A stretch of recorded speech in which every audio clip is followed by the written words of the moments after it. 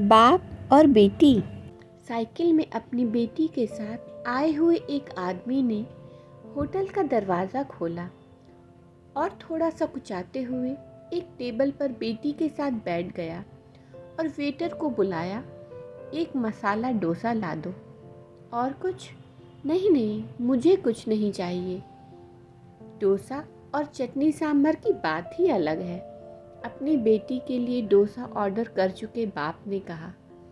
बेटी डोसा खाने में मग्न थी और वह अपनी बेटी की तरफ प्रशंसा भरी निगाहों से पानी पीते पीते देख रहा था। तभी उसके फ़ोन की घंटी बजी। एक साधारण सा फ़ोन। आज की भाषा में इसे डब्बा फ़ोन कहा जाता है। फ़ोन पर आवाज़ सही नहीं सुनाई दे रही थी, इसलिए उसने फ़ोन स्पीकर पर डाला। वह एक दोस्त से कह रहा था कि आज मेरी बेटी का जन्मदिन है, इसलिए मैं उसे होटल में खाना खिलाने के लिए लाया हूँ। मैंने कहा था, अगर तुम स्कूल में फर्स्ट रैंक लाओगी तो मैं तुम्हारे जन्मदिन पर तुम्हें होटल में मसाला डोसा खिलाने के लिए लेकर जाऊँगा। और वह डोसा खा रही है। दोस्त बोला, अच्छा अच्छा, तो तुम क्या खा रहे हो? मैंने कुछ भी नहीं मंगाया। हम दोनों को होटल में खाने को कैसे परवरेगा? घर पे सब्जी और चावल है मेरे लिए। उसकी बातें सुनकर उसका दोस्त चुप हो गया।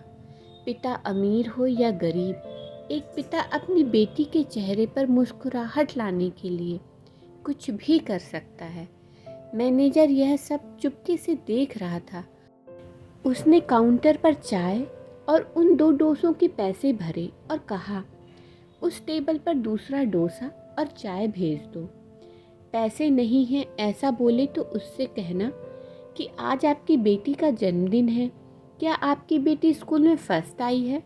हमने आपकी सारी बातें सुन ली हैं, इसलिए हमारे होटल की तरफ से विशेष रूप से ऐसी पढ़ाई कर अव्वल आने वालों के लिए है, ऐसा कहना। इसके लिए कोई बिल नहीं है, लेकिन मुफ्त शब्द का उपयोग नहीं करना।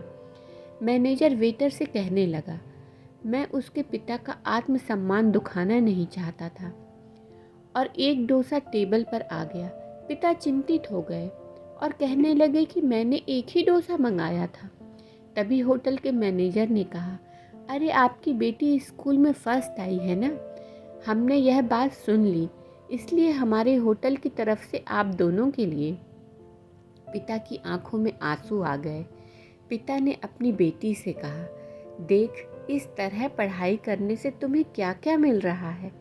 पिता ने वेटर को कहा, यह डोसा बांध कर दोगे क्या? मैं और मेरी पत्नी हम दोनों आधा आधा खाएंगे। उसे कहाँ ऐसा खाना मिलता है? यह बातें सुनकर मैनेजर की आंखों में आंसू छलक पड़े और वह मन में सोचने लगा कि बाप कैसा भी हो, अमीर या गरीब, अपनी बेटी के लिए कुछ भी कर सकता है।